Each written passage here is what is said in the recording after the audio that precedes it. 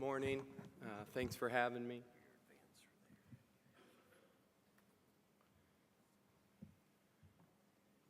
I have no disclosures. The lifetime risk for colectomy and ulcerative colitis is 20 to 45%. These numbers come from long-term follow-up studies out of Scandinavia, mainly published in the 90s. More recent studies with short-term follow-up don't suggest any difference in severity or need for colectomy, but an increasing incidence of IBD overall. The main indications for colectomy are failure of medical management and dysplasia. Cancer accounts for a minority of cases, and in terms of low-grade dysplasia, high-grade dysplasia, and DOMS, there's going to be different risk-benefit discussions that the surgeon needs to have with the patient. And of course, the indication for colectomy will impact how you stage the restorative procedure. This is a representative slide from an early report from the Cleveland Clinic's experience on restorative proctocolectomy, and you can see between the failure of medical management group and the completion proctectomy group, you have about 75% of patients who had restorative proctocolectomy for failure of medical management, and an additional almost 15% for dysplasia or cancer. The restorative proctocolectomy was first described by Parks and Nichols, and it's a procedure that has evolved over time, and it's most commonly performed as a two-stage procedure. The essence of the original procedure remains the same. It's the removal of the colon and rectum, the fashioning of an ileal reservoir, and an ileoanal anastomosis. Most commonly today, a stapled J-pouch is the ileal reservoir, and a double-stapled pouch to anal anastomosis is performed.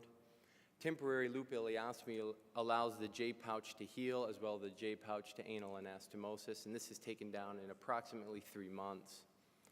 Of course, minimally invasive approaches are gaining favor for cosmetic results, improved short-term outcomes, improved fertility, among other things.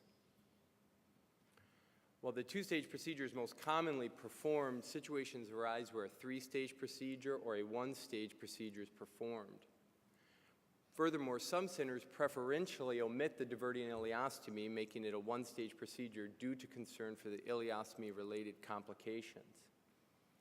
And of course, there are other pouch configurations than the J pouch, the S, and the W, and a double staple technique is not necessarily used, as sometimes a hand-sewn anastomosis is performed.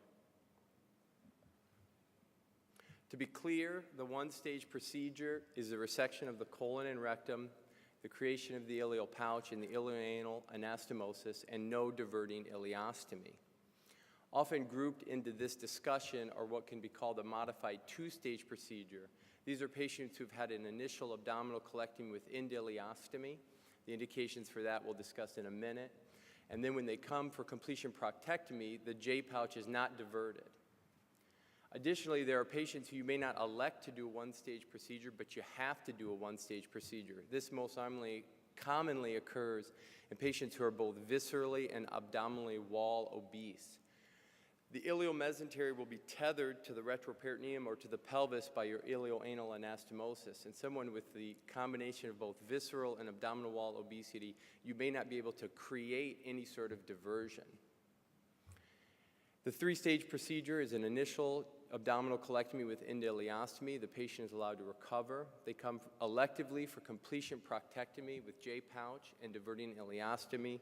And of course, the third stage is the closure of the loop ileostomy.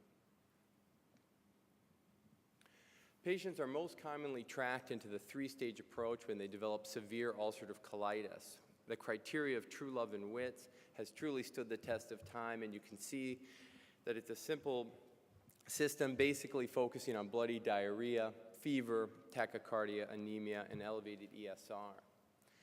Patients in this category of ulcerative colitis flare are often managed as inpatients, and they're treated with IV steroids. When those medical salvage techniques have failed and the patient comes to colectomy, it's something that's very specific to the patient and the surgeon and the gastroenterologist.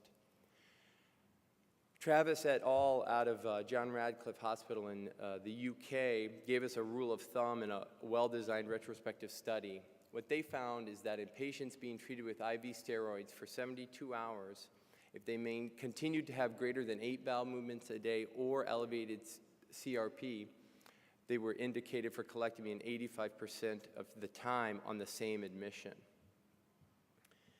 In this slight adaptation of True Love and Wit's criteria, you can see fulminant disease has been added.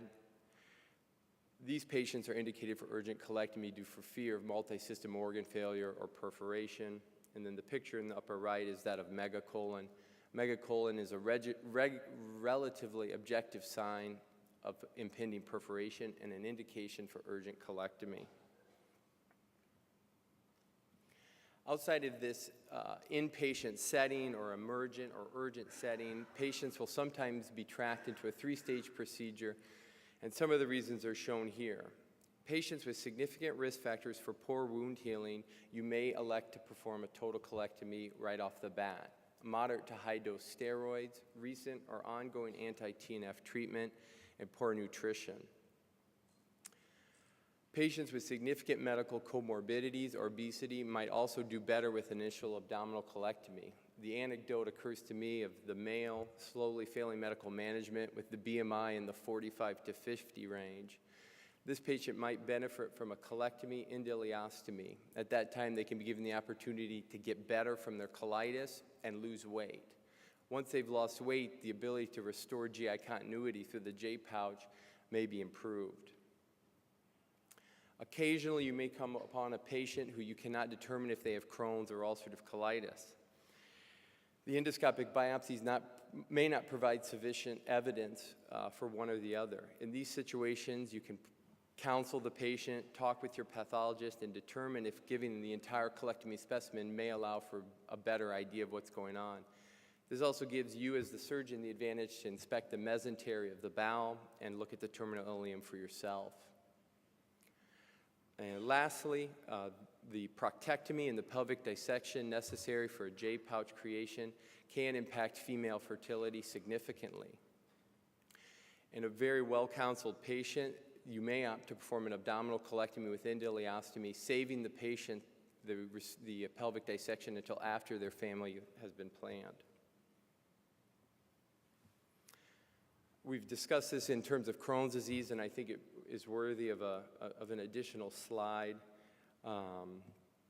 in terms of infliximab as an indication for 3-stage restorative proctocolectomy.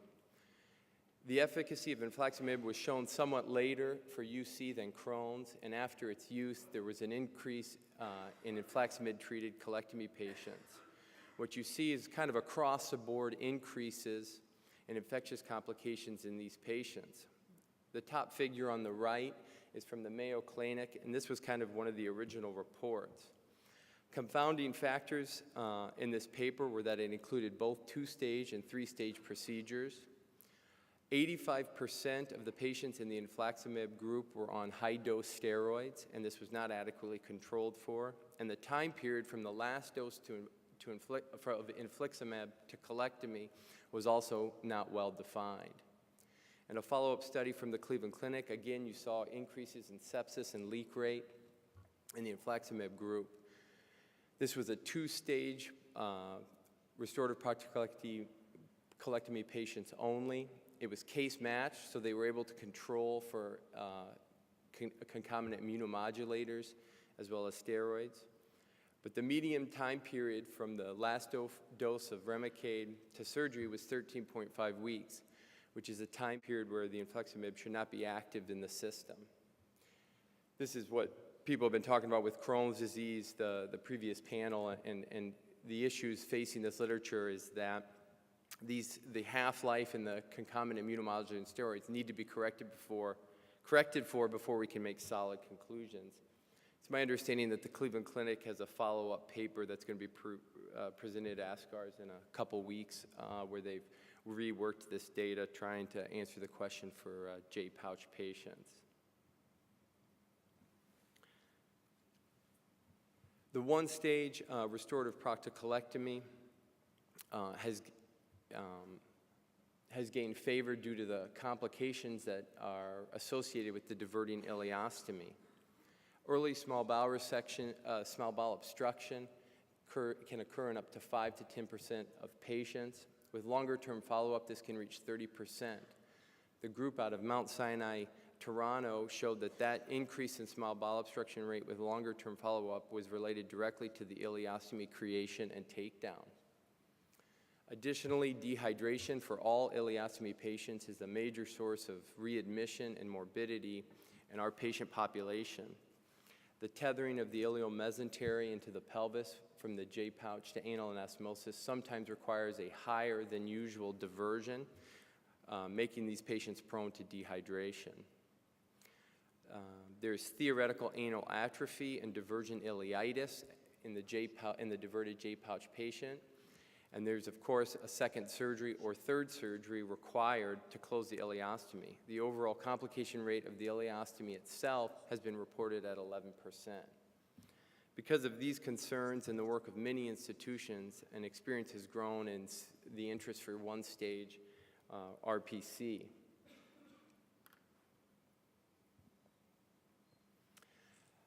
Shown here are the Cleveland Clinic published criteria for consideration of one-stage restorative proctocolectomy. As you can see, it focuses on a technically successful surgery in a well-selected patient without low albumin, not on high-dose steroids. Other centers have focused less on patient selection and more on the protocol of how the patient is managed postoperatively.